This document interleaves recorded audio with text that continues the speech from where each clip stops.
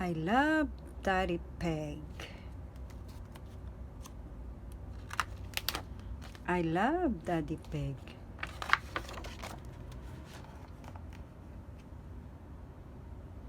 What are you doing today, Daddy? Asked Peppa. One morning, today, said Daddy Pig, we're going on a surprise adventure.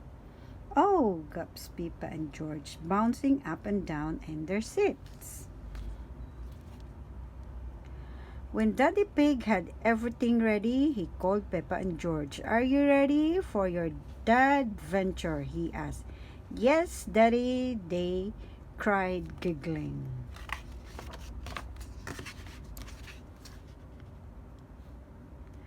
First up, the supermarket, said Daddy. That doesn't sound very adventure-y, said Peppa. You see, Daddy Pig replied.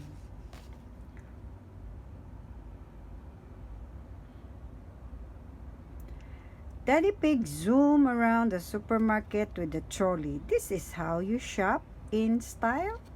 He cried, dancing and juggling with the food, then rolling the tins down his arm and into the trolley. Peppa and George clapped their hands. Go, Daddy!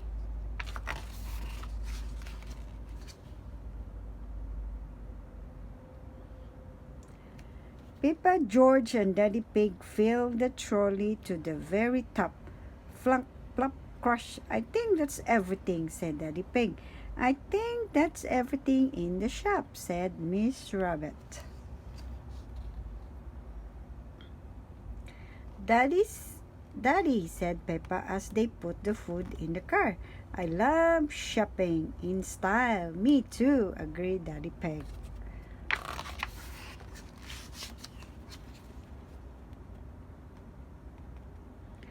Next up, lunch with Granny and Grandpa Pig, announced Daddy Pig.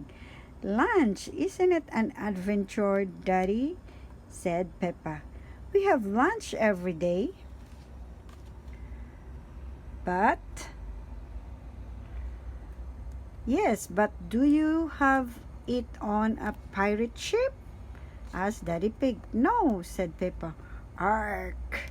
Cried George in his best pirate voice.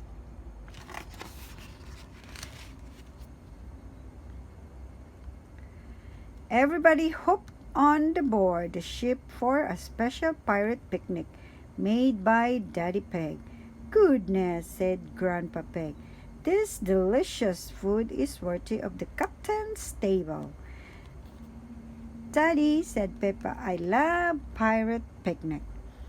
Me too, said Daddy Pig, munching away.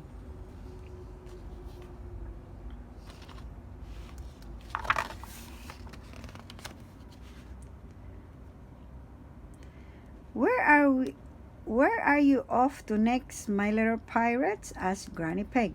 I need to do a spot of work, said Daddy Pig. Oh, sighed Peppa. Work's boring. Not my work, Peppa, said Daddy Pig. My work is an adventure. He pointed over to Miss Rabbit, who was waiting for them in her helicopter.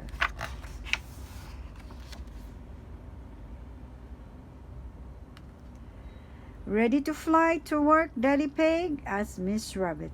We are indeed, said Daddy Pig. Wow, gasped Peppa and George, buckling up. They waved goodbye to Granny and Grandpa Pig, and then Miss Rabbit zoomed them across the sky.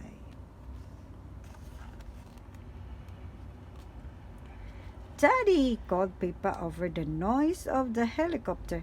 I love going to work. Me too, called Daddy Pig.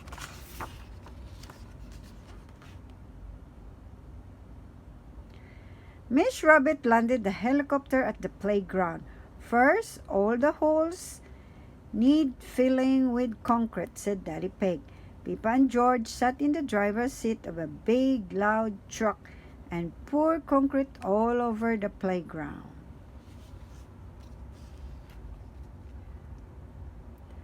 Daddy, shouted Pippa, I love pouring concrete. Me too, Daddy Pig shouted back.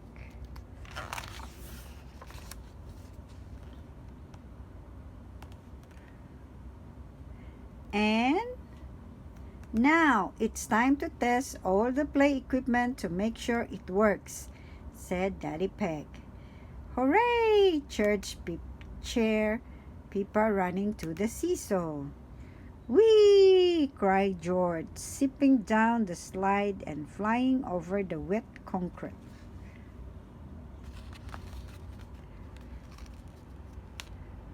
Where to next, Daddy Pig? Asked Miss Rabbit. The fair, please, said Daddy Pig. Right you, said Miss Rabbit.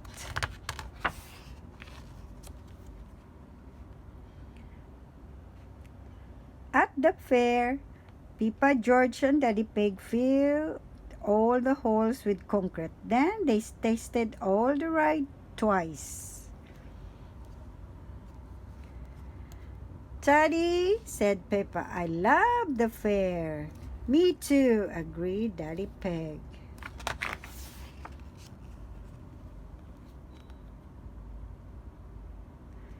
We have one last job, said Daddy Pig. We must sign out our work. Peppa, George, and Daddy Pig gently pressed their hand into the wet concrete. Now everyone will know who poured this amazing concrete. Miss Rabbit flew everyone back to the car. Daddy, shouted Pippa, I love your job. Me too, agreed Daddy Pig. When they got home, Mommy Pig asked Daddy Pig how their day was.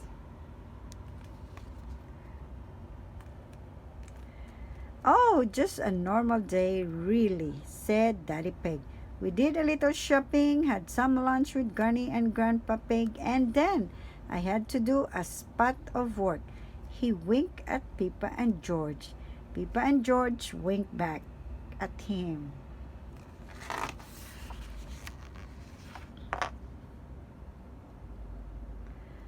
After their bath, Daddy Pig tucked Pippa and George into bed. Yes, Daddy, said Pippa. I love Pippa and stopped to yawn. Yes, Pippa, said Daddy Pig. I love you, Daddy, said Pippa. I love you too, said Daddy Pig. I love both my little adventure.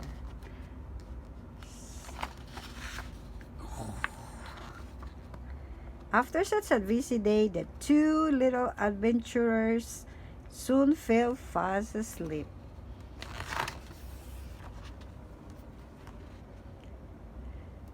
Daddy Pig, said Mommy Pig, when he came back downstairs. What are these? She held up the pirate costume, hard hats, and photo from the rides at the fair. I thought you spent the day shopping, having lunch with Granny and Grandpa Pig, and doing some work. Well, said Daddy Pig, and then he told Mommy Pig all about his day.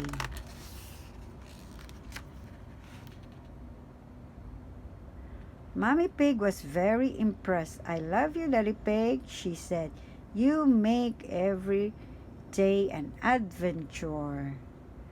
The end. Thanks for watching, kids. Enjoy.